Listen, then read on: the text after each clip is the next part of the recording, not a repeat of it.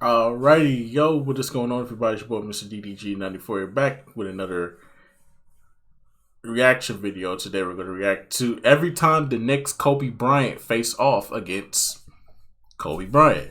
First thing first, RIP to the Mamba, RIP to the Bean, Kobe Bryant. RP to the Bean, RP to the Mamba. This is every time the next Kobe Bryant face off with Kobe Bryant. Let's get into it. After the retirement of Michael Jordan, any player that would have previously been deemed the next Jordan was now being looked at as the next Kobe Bryant. Yep. A 6'6" force of nature, a 3-time champion just 6 years in, a basketball savant, trash-talking his opponent in English, Spanish, and Italian, and doing all this a part of arguably the most important franchise in the sport, the Los Angeles Lakers. Why are you showing LeBron? A team that when Kobe was drafted don't ever show wasn't LeBron in in a Kobe video. When Kobe came to town, they were coming off 3 exits in the first round, 2 in the second. But he was about to completely change that. Part of it would be his dynamic scoring and fear-inducing defending, but he was also a culture setter. He wasn't going to settle with continuous playoff flameouts, and he didn't. You're up 2-0. What's the story? Are you not happy, or you're only half happy, or Job's not be happy about? you're up 2-0? Job's not finished. Job finished? No. I don't think so.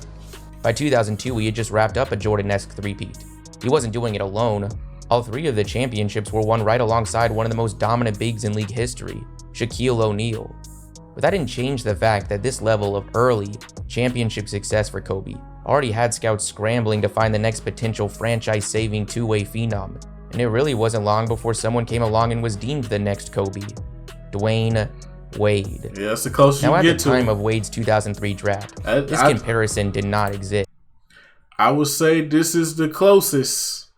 If you want to say somebody that was closer to Kobe Bryant than anybody, Dwayne Wade was probably the closest. I will say that. Kobe went to the draft right out of high school. Wade was coming off 3 seasons at Marquette. Kobe was 6'6", Wade 6'4". The comparison would have started and ended with them playing the same position. A more common comparison for Wade at the time was Gilbert Arenas, someone who'd go on to be an all-star and all-NBA player. But at this time, was only coming off his 2nd season in the league, averaging 18 points. Solid, but no Kobe comparison. But then when we actually saw Wade out there on the court, it didn't take long before the comparison started coming up, eventually becoming a constant conversation, and it wasn't completely unjustified either. Wade wasn't a prospect anymore. He was dominating at the NBA level. He was an all-star by just his 2nd season, a season in which he posted fairly comparable numbers to Kobe. He averaged 24, 5, and 7. Kobe 28, 6, and 6. Their efficiency was nearly identical. For a shooting guard to be doing that at this stage in their career, the Kobe comparison was inevitable, whether it made sense or not. Now, Wade wasn't a fan of this. After all, he was just a sophomore in the league, a child compared to some of the guys he was up against. He would say later, "I didn't like the Kobe comparison. I didn't want that. I didn't want the smoke. I played the way I play because I watched guys like Michael Jordan, Allen Iverson, and Kobe. Don't put me there yet. I'm 2 years into the league. I'm a kid who still secretly wants Kobe's autograph at this time." Now, given Kobe's heated passion, it's really no surprise, in the words of Michael Jordan, he took these comparisons between himself, a 3-time champion, to a second-year 2 guard from a mid-major college, personally. And so I was just trying to find my footing in the league. They're now pinning me with one of my favorite players, a guy I've only played once this year before. This inner beef that I didn't even know was there, that I didn't cause, that the media caused. Oh, y'all think he's next. I'm gonna show you. That's Kobe. But it didn't really matter how Wade felt. The narrative was already being pushed. Everyone wanted to see the two go toe-to-toe. Something, as Wade mentioned, they had actually done before when Wade was a rookie. It's all beautiful pass. Posey on the hop to Wade. Last 3. There's the alley-oop. Down to 2. Kobe for 3. Yes. At the buzzer. Kobe enjoyed it. Dwayne Wade did not. Well, you know, he passed the one. But that was Dwayne Wade versus Kobe. Christmas Day 2004, their second matchup. That was Kobe versus the next Kobe. Merry Christmas 2004 from the Staples Center. Yeah, and the media was hyping that shit up, especially with the Kobe and Shaq beef. Express. Sold out, highly The Kobe and Shaq beef, they was definitely hyping this shit up. Record in the East. Oh, the Los man. Angeles Lakers. Now he gets it again, works off a screen, works outside. Money. Hey, this was a good-ass game, though. Against the Hornets. I don't care what y'all say. This was a good-ass game. Straight over the top of Definitely a banger on Christmas Day. Here goes Bryant again from 3. Oh, man. What did I... Is the Heat. I'm trying to think. What did I get for Christmas this year?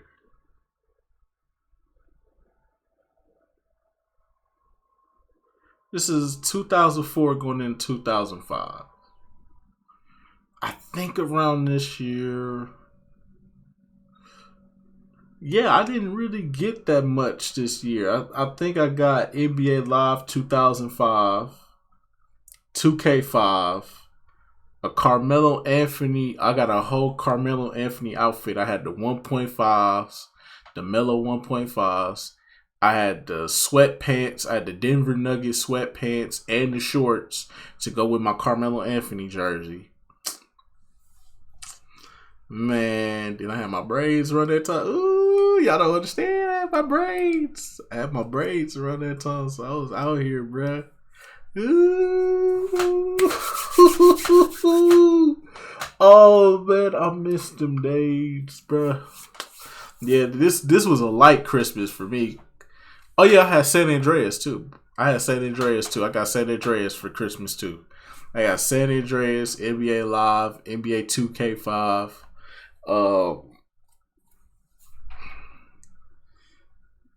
The crazy part was I was playing NBA Live more than I was playing anything else. I was trying to play that dunk contest. I'll go crazy with that dunk contest. Then I finally sat down. I ain't play.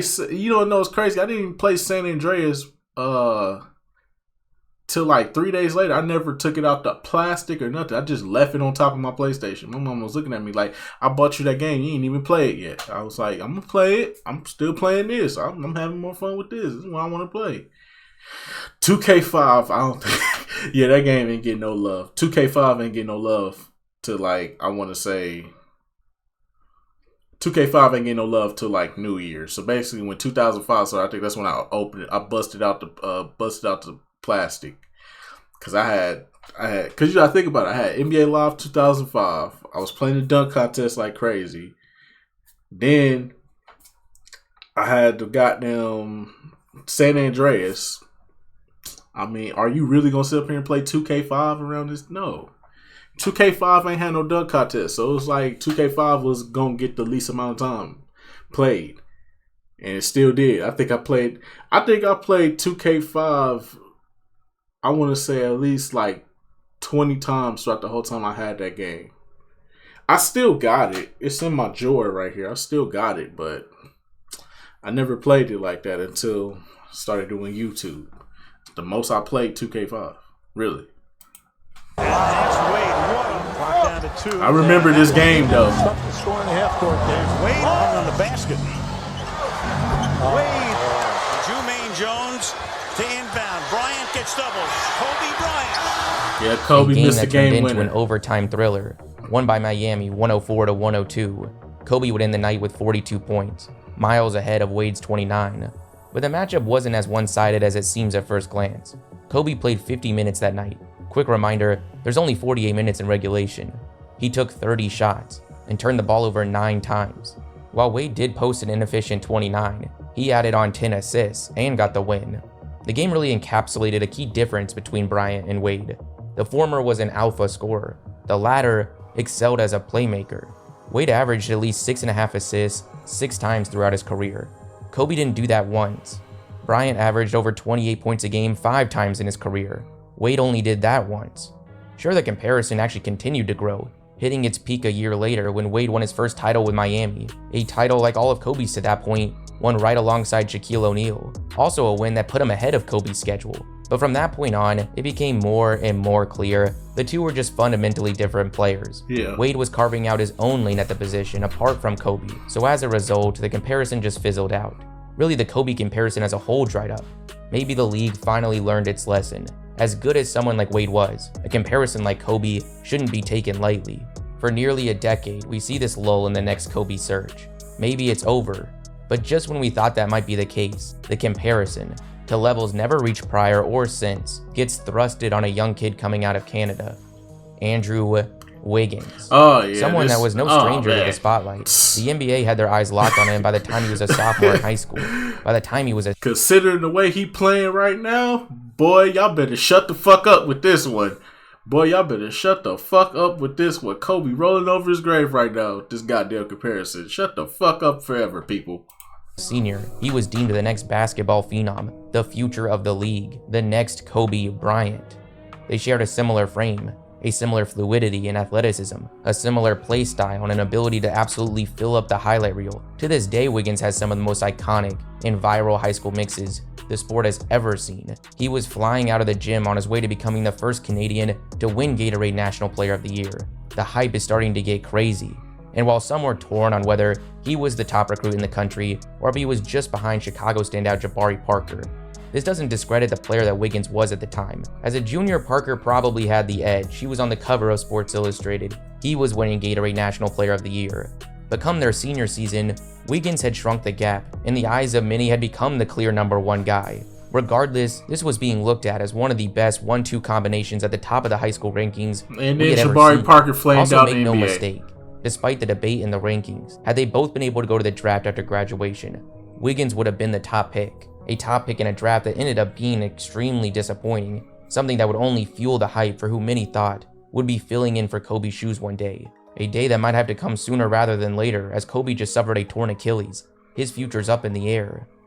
But some stopped themselves from getting too excited about Wiggins. Even at the time, there was one element of the game, one often overlooked, that Wiggins and Kobe seemed to be polar opposites. The mental side of the game. Yeah. Heading into the '96 draft, no one doubted Kobe's intensity. Even at 17, scouts said his #1 strength was his maturity that was seen as more advanced than even his college peers that season. For Bryant, every single game was do or die. That never wavered. This wasn't quite true for Wiggins. A Sports Illustrated profile came out in 2013. It would paint him as a bit of a recluse, and was particularly skeptical of the young Canadian's motor. It said that with Wiggins, there's warning signs. Wiggins has attended 3 schools in the past 4 years. His college recruitment is being run by his father, Mitchell, an unemployed NBA guard, best remembered for a 2-year suspension after testing positive for an illegal substance. Wiggins' work ethic and motor have yet to catch up to his athleticism and raw ability. Even worse, the article would go on to contextualize his place in a long line of extremely talented but ultimately disappointing Canadian prospects. All of the talent and potential was there. The question really was, would his brain let him access it? And briefly, it looked like he was trying to put those concerns to rest. The same day that profile ran, he would drop 57 points in a 114-59 victory over a rival high school. He nearly outscored the other team by himself. Finally, we at least had a sign there might actually be a Kobe-esque fire inside him, that he could respond under pressure, and at least temporarily. This did ease concerns about his motor, but the next step was going to be the real test. He was off to the college ranks. He was teaming up with fellow 5-star recruits Joel Embiid and Wayne Selden at the University of Kansas. The hype is only growing. He's on the cover of Sports Illustrated. The stage is set for the next Kobe to dominate the NCAA, something we never got the chance to see from Kobe. But unfortunately, we didn't get the human highlight reel fans were hoping for. He would manage a really solid 17 points and 6 rebounds. Because of his physical profile and raw talent, the NBA draft buzz was still very strong. But the hype, that was slowing down, and those concerns about how bad he really wanted it, about his motor, those were growing. The urgency from the 19-year-old Wiggins just wasn't there, and that became clear to everyone in the final game of his college career, the second round of the NCAA tournament, where he finished with 4 points on just 6 shots. That lack of intensity continued to follow him into the pre-draft process. He was described as, at best, having a somewhat laid-back demeanor. At worst, he lacked a killer instinct and was prone to disappear for stretches or disengage from the game entirely. But luckily, there was still a pretty strong belief that this was something that was subject to change, especially with coaching and maturity. He had been deemed a future top pick for years now. Mentality concerns were not going to stop that from happening. So when it was all said and done, while he would never manage to be the consensus selection, with the first pick in the 2014 NBA Draft, the Cleveland Cavaliers select Andrew Wiggins from Toronto and the University of Kansas. A team that seemed like a great fit. He would slide right in alongside a talented young backcourt of Kyrie and Dion Waiters. He would bring defense to what was one of the worst defensive units in the league. But unfortunately for Wiggins, fate had other ideas in mind. And by fate, I mean LeBron James. James would announce his return just weeks after the draft, and after spending several seasons alongside the likes of Dwayne Wade and Chris Bosh, there was no chance LeBron was waiting around for Wiggins to fully develop, no matter how talented. So in order to form a big three around LeBron, Wiggins was traded to Minnesota in a deal that brought back All-Star forward Kevin Love, a team that didn't seem like a great fit. The reputation surrounding Wiggins was that he needed coaching and mentoring. This was a team that had just gone through 6 coaches in 10 years. And really, aside from a quickly aging KG, this was a roster devoid of much experience, leadership, or even success. But maybe all this was about to change. Andrew Wiggins was looked at as a potential franchise-saving talent. Could he make good on those Kobe comparisons and do that? Well, way before we were going to have that answer, we were at least going to get the chance to see the two go head-to-head. Their first encounter coming in November of 2014. By this point, the writing's on the wall for Kobe's career following that torn Achilles. But while he wasn't the same player, that mentality hadn't gone anywhere. And so playing against someone deemed his replacement, the Mamba mentality was going to be on display. Once the game tips off, Wiggins is actually the first of the two to get on the board. He lost a bunch of weight. They worked out together. Look Damn, at this what move tough. by Wiggins. He didn't score a single point the rest of the game. The other night didn't score till Mike D'Antoni did. As They left him open. Damn. He tries to get around Kobe. Kobe takes it away from behind. Passes back to Bryant. Kobe. To work and to learn and to listen. Young again looking to attack out to Wiggins. And Bryant, meanwhile, was proving he still had some left in the tank. Come the end of the fourth, on top of making it tough on Wiggins all night, he's got 26 points, 5 rebounds, 5 assists, 5 steals. But the game wasn't over. Bryant desperately wanted to make it 29. The Lakers are down by 1. There's 2.8 seconds left on the clock. There's no doubt in anyone's mind who's getting this shot. A shot that has a chance to be added to the extremely long list of iconic Kobe game winners. One that would be a statement to the rest of the league to stay away from mentioning his name in the same breath as unproven young players. Bryant gets it off the inbounds. Wiggins is rushed out to defend, gets delayed by a screen but is able to recover. Kobe still gets the shot off. To win it. He put too much on it. Timberwolves I knew that was a are miss. coming I knew that was a miss because Kobe put too much on it. Yeah, he was anxious to get that one off. He was anxious to prove himself, but Kobe put too much on it. Look. Bryant gets it off the inbounds. Wiggins is rushed out to because I know when Kobe gonna make it, bro. Recover. He had all the space in the world, but he put too much on the shot. Like, look at that right there. That's a Kobe. That's a Kobe. Nothing but net shot. But look, too much on the release. Feet kicked out. That's a fadeaway in the mid range. Now that's still buckets in the mid range for Kobe, but at the top of the key, nah, that's too much. Still gets the shot off. Yeah, he put too much on that one. Minnesota Timberwolves have come in a Ultimately, the shot clings out. The usually clutch Bryant just couldn't quite muster enough to get the Lakers over the hump. But that was just one of the 2 battles taking place on the court. Kobe had finished 10 for 18 from the field. The next Kobe, just 1 for 6. In fact, if anyone looked like the next Kobe that night, it was Minnesota's other rookie, Zach LaVine. He scored 28 off the bench, shooting 11 for 14 from the field. After the game, he was quick to shout out LaVine, but he made no mention or even address the matchup between him and Wiggins. Was nothing to that talk would change about. A month later. On December 14th, 2014, the Wolves and the Lakers meet again, a matchup that has the NBA world's attention on it. But that didn't have anything to do with Wiggins. We know that it's going to be tonight, right? Unless something completely crazy happens, that Kobe is going to pass Jordan for 3rd all time. Part of the question. Wiggins, for his part, appeared to have learned some lessons from their first contest. Wiggins. All right. The wrong way. Timberwolves have won 3 straight in this series. Jeff Adrian will be staying around a lot longer. Then in the second quarter, Kobe gets fouled and he goes to the line with a chance to tie, then move ahead of Jordan's record. In moments like this, you know what he does next. The NBA's 3rd all-time leading scorer. So probably not the pageantry most people wanted to see, but effective nonetheless and appropriate because not only did his first point come from the free throw line, it's really an honor to be here now at this moment to see history. He deserves everything he gets, and I think it's really classy for the Minnesota Timberwolves to stop the game and allow him to have this moment that he so richly deserves. It was time for everything to come full circle. Kobe was the next Jordan. At least in one aspect, he surpassed him tonight. Now his focus shifts to letting the next Kobe know replacing him will be no easy feat. Kobe adds on another 12 points to finish with 26 for the second time in a row. Once the focus is back on Wiggins, he couldn't step up. He goes just 1 for 7 in the second half and added 2 turnovers after 3 in the first. It didn't seem like this comparison was going to be alive much longer. But then after the game, it was actually Kobe himself that reinvigorated it. Maybe he was in his feels after topping his former comparison, but the usually stoic Bryant was speaking high praise for the most recent top pick. He would feed right into the next Kobe hype, telling reporters that Wiggins was like looking at a reflection of myself 19 years ago. After a statement like that, this comparison's not going anywhere, at least for now. Even a year later, his father and former NBA player himself offered a similar endorsement.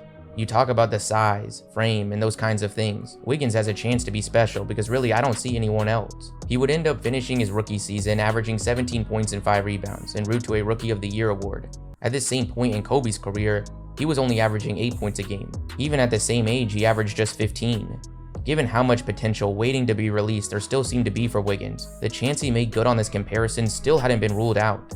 But as most of us likely remember, that didn't last long. The duo would square off 3 more times in Wiggins' second season, also Kobe's last. The most notable coming in their final matchup, February 2nd, 2016. Wiggins would put up by far the best fight to date. He managed 30 points, shooting over 50% from the field. At this point, Kobe is just weeks away from retirement. He'd only scored 30 points once so far on the season. Surely Wiggins finally had a clear victory, one he needed. There wasn't going to be another chance. Wolves. Kobe gets it with 5 on the clock, and he gets the Rookie of the Year chase here in February. Kobe! And will it be a payoff at the other end? Started the year off the bench. Kobe. Pump fake. He has 1 rebound. Kobe deep. Kobe's going to try a 3. Yes. Brandon Bass. Kobe rising. Money. Damn. 3-pointer. He's going to try another one. He is. Yes! Damn. The operating right wing. 6 to shoot. On its In way. your mouth. Fuck up my face, nigga. How often have we... Kobe had been saving whatever he had left for this matchup. His final statement to the next Kobe. He dropped 38 points, 5 rebounds, and 5 assists. He caught fire beyond the arc, going 7 for 11, and the Lakers won the game. That 38-point night was the most he had scored all season. We also got to see a pretty cool moment between the two that night. 5 rebounds. Hey, Wiggins traveled like a motherfucker. Wiggins was traveling like a motherfucker, man. That nigga was shuffling the fuck out his feet before he took his dribble. The exchange would be heralded as Bryant passing the torch to Wiggins, much in the same way Jordan had passed the torch to Kobe in his final game. Unfortunately, though, the torch was a little too hot. Hey, whoa. There's no... Whoa, get back. Go back. Going a little bit too deep there, The retirement of Michael Jordan. Going a little bit too deep there in my reactions playlist. But anyways, though, that's just gonna about do it for this one, man. This was light compared to the one Jordan got, but yeah. Every time the next Kobe Bryant faced off against Kobe Bryant, so apparently Dwayne Wade and Andrew Wiggins, and I guess a small appearance from Zach LaVine, is it? But I guess, you know.